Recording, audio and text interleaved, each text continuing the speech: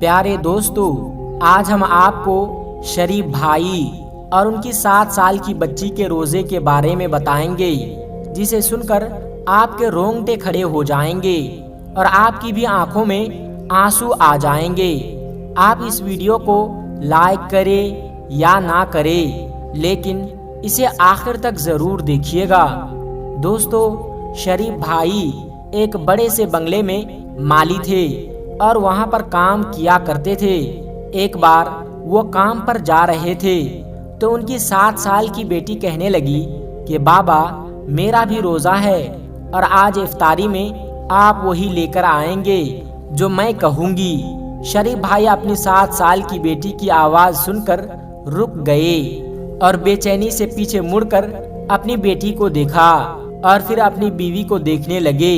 بیٹی نے کہا کہ مجھے افطاری میں بریانی کھانی ہے اور رائتا اور سلاد بھی ہونا چاہیے اور سموسے، پکوڑے اور کھیر بھی ہونی چاہیے، اور بس اتنا ہی۔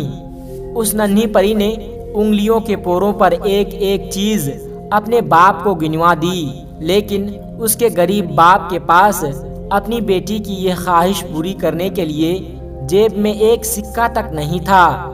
بے بسی سے وہ اپنی پیاری بیٹی کا چہرہ دیکھ رہا تھا، جو باپ کے منہ سے جواب سننے کے لیے بےتاب کھڑی تھی۔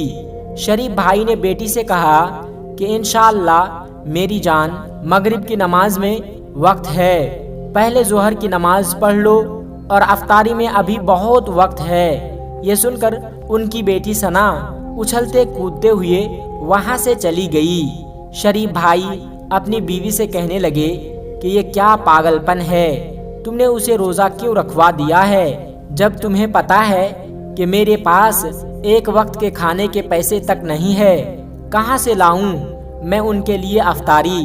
اگر نہیں لاؤں گا تو اس بچی کا دل ٹوٹ جائے گا، یہ ناراض ہو جائے گی۔ یہ سن کر بیوی نے کہا کہ ہاں تو کیا فرق پڑتا ہے اس کا روزہ رکھنے یا نہ رکھنے سے، سارا دن اس بچی کا روزہ ہی تو ہوتا ہے۔ ماجد صاحب کے گھر سے سڑے ہوئے پھل کھا لیے تو ٹھیک ہے، نہیں تو یہ پورا دن بھوکا گزار دیتی ہے، یا پھر 10 روپے کا ایک بسکٹ کا پیکٹ دے دیتی ہوں۔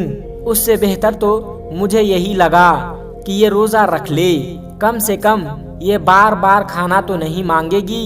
یہ کہہ کر بیوی رونے لگ گئی تو شریف بھائی کہنے لگے کہ میں مانتا ہوں، مگر میں کیا کروں؟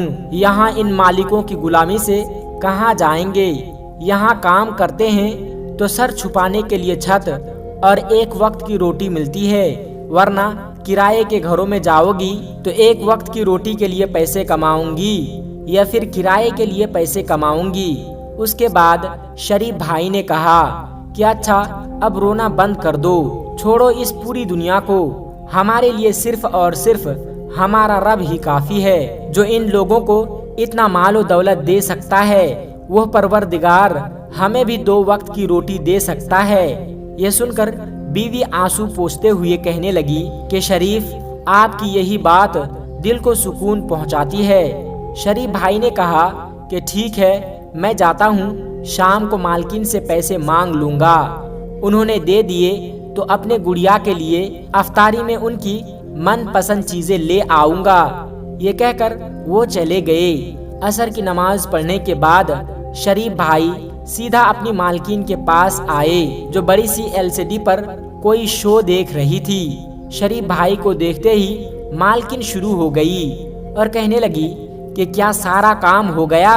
باقی حالت چند دن پہلے میں نے خود دیکھی تھی، بہت بری تھی، مگر میں آج دیکھ کر آتی ہوں، کچھ بہتری نظر آ رہی ہے۔ کام چوری کے بجائے محنت کیا کرو، نہیں تو اور بھی لوگ ہیں، میں کسی اور کو رکھ لوں گی۔ تو شریف بھائی کہنے لگے کہ نہیں، میں بہت محنت کر رہا ہوں، خدا را ایسا مت کرو۔ شریف بھائی تو وہاں سے نکل جانے کا سن کر بھی کانپ جاتے تھے کہ اس گھر کی 4 دیواری سے نکل کر کہاں جاؤں گا۔ وہ سر جھکائے کھڑے ہوئے تھے تو مالکن کہنے لگی کہ اب جاؤ یہاں سے، یہاں کیوں کھڑے ہو گئے ہو؟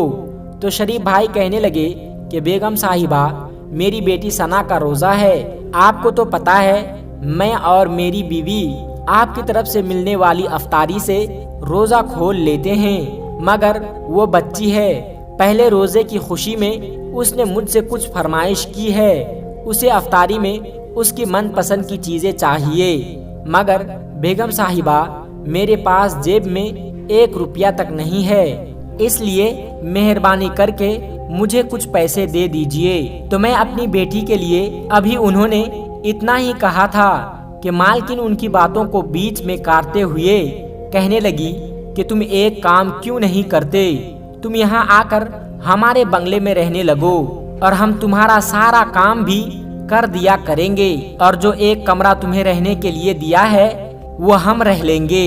اب کی بار مالکن کے لہجے میں بدتمیزی کا بھی اثر تھا، وہ کہنے لگی جب دیکھو اس کام کے لیے پیسے چاہیے، اس کام کے لیے پیسے چاہیے، اگر بیٹی کی افطاری کے لیے تمہارے پاس پیسے نہیں تھے تو اسے روزہ کیوں رکھوا دیا، آپ ہی اسے پانی پلوا کر روزہ کھلوا دو، اگر بیٹی کا روزہ رکھ ہم میرا احسان مت کرو، اس دن پیسہ دیے تھے بیٹی کے علاج کے لیے اور امید مت رکھو اور جاؤ یہاں سے۔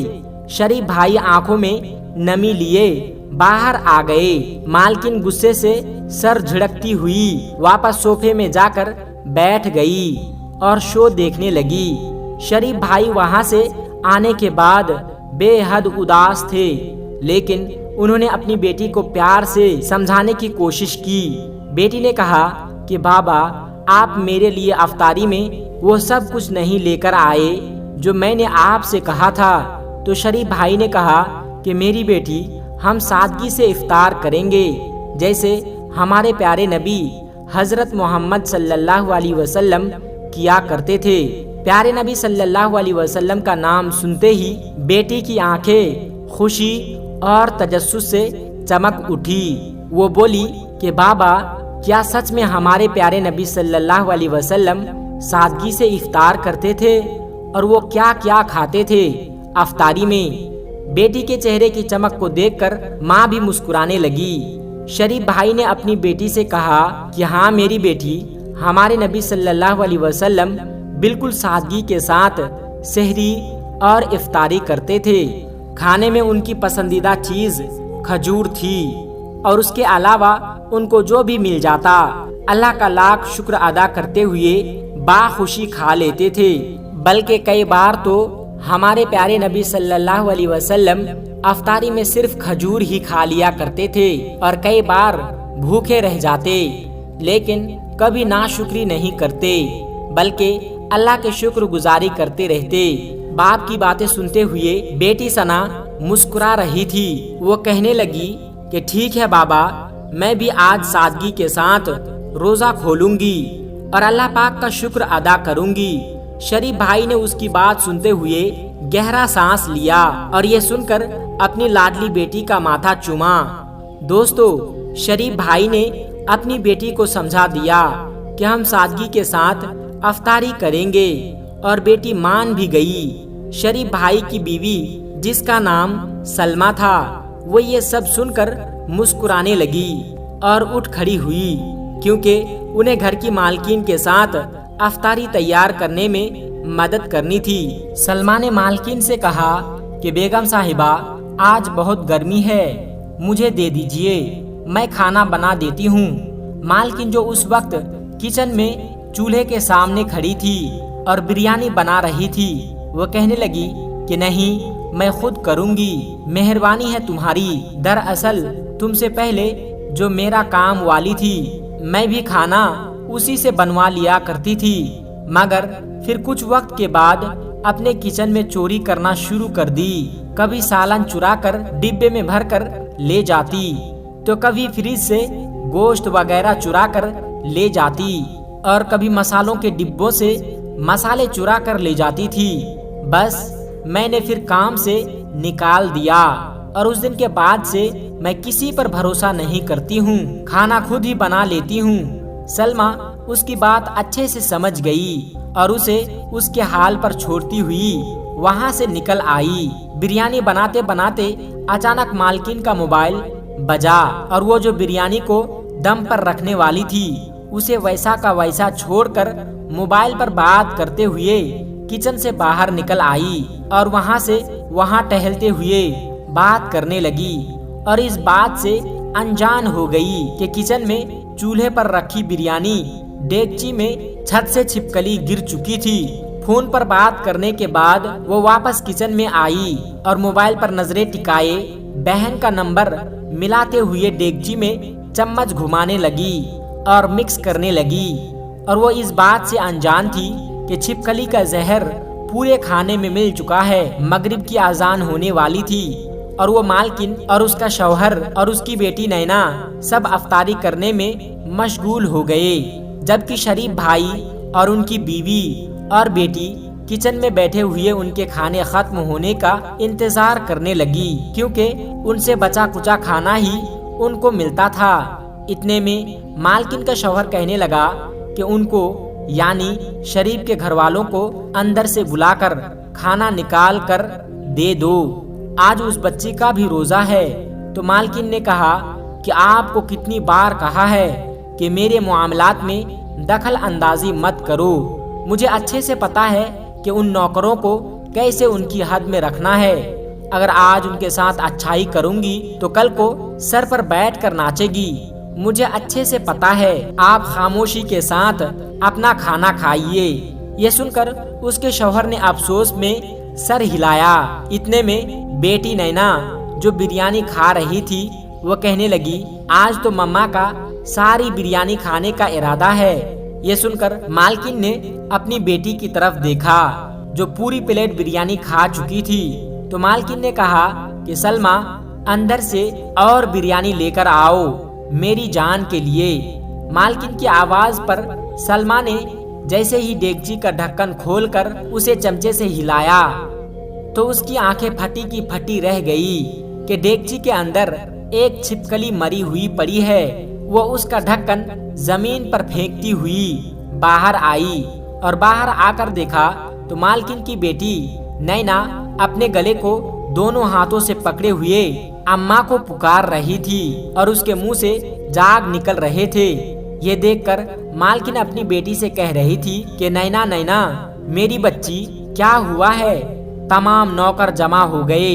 सलमा ने कहा कि बेगम साहिबा बिरयानी की डेगची में छिपकली मरी हुई है। सलमा की बातें सुनकर उसे ऐसा लगा कि उनके पैरों तले जमीन खिसक गई हो।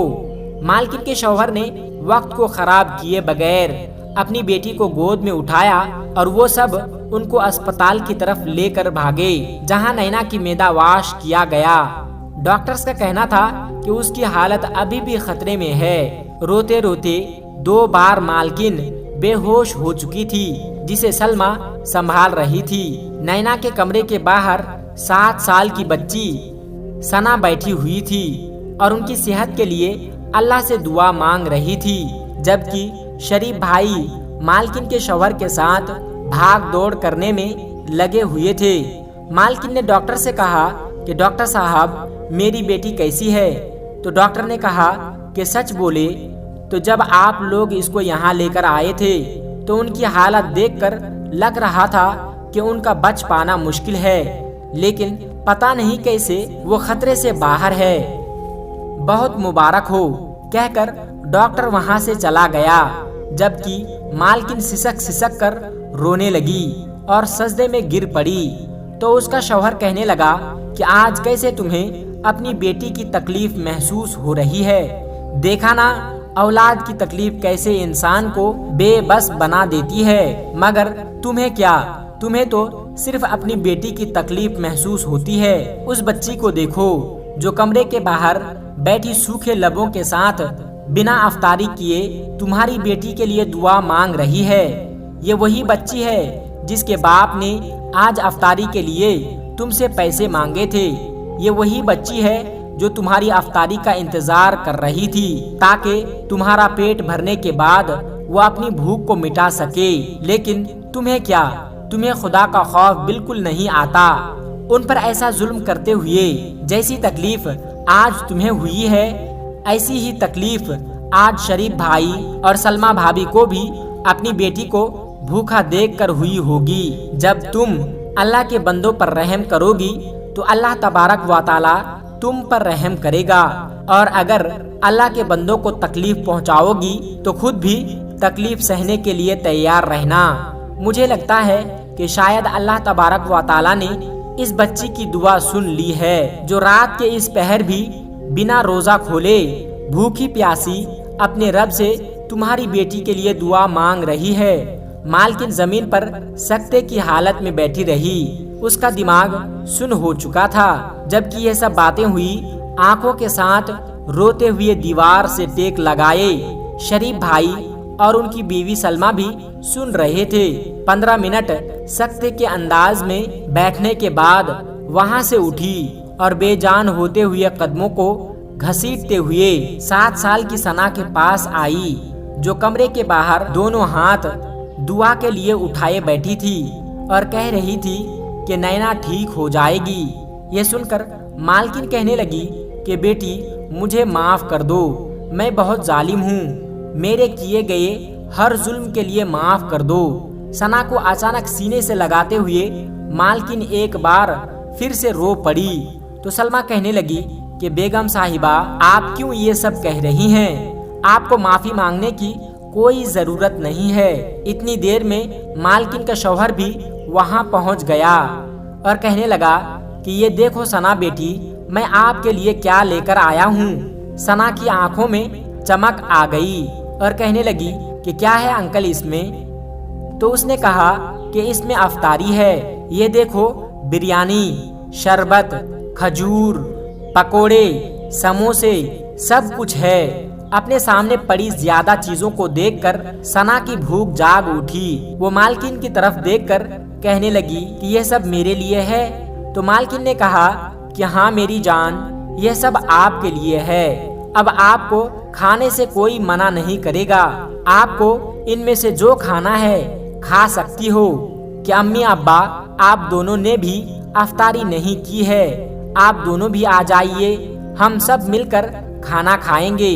اس کے بعد مالکن اور اس کا شوہر اور ثنا اور اس کے امی ابا سب ساتھ بیٹھ کر کھانا کھانے لگے۔ دوستو، ایک بات ہمیشہ یاد رکھے کہ رمضان المبارک کے مقدس مہینے میں بہت سارے غریب انسان ایسے ہوتے ہیں کہ ان کے پاس افطاری کے لیے کچھ بھی نہیں ہوتا، لیکن وہ دوسروں کے سامنے ہاتھ پھیلانے میں جھجک محسوس کرتے ہیں۔ اس لیے ہمارے تمام بھائیوں سے ایک چھوٹی سی گزارش ہے کہ اپنے قریب میں رہنے والے غریبوں کا ضرور خیال رکھیں اور اسے افطاری پہنچانے کی پوری کوشش کریں۔ اس سے آپ کا رزق کم نہیں ہوگا، بلکہ اللہ تبارک و تعالی اس کی برکت سے آپ کے رزق میں اور برکتیں عطا فرمائے گا۔ محترم دوستو، آج کی اس ویڈیو میں بس اتنا ہی۔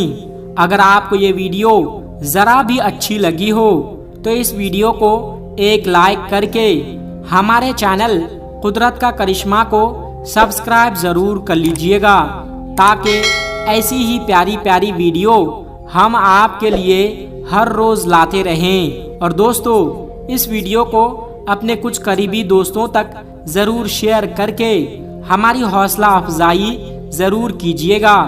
اور مذہب اسلام میں یہ بات بتائی گئی ہے کہ دین اسلام کی باتوں کو دوسروں تک پہنچانا صدقہ جاریہ ہے، اس لیے اس ویڈیو کو صدقہ جاریہ سمجھ کر اپنے دوستوں تک ضرور شیئر کیجیے گا، تاکہ انہیں بھی اسلام کی باتیں معلوم ہو سکے۔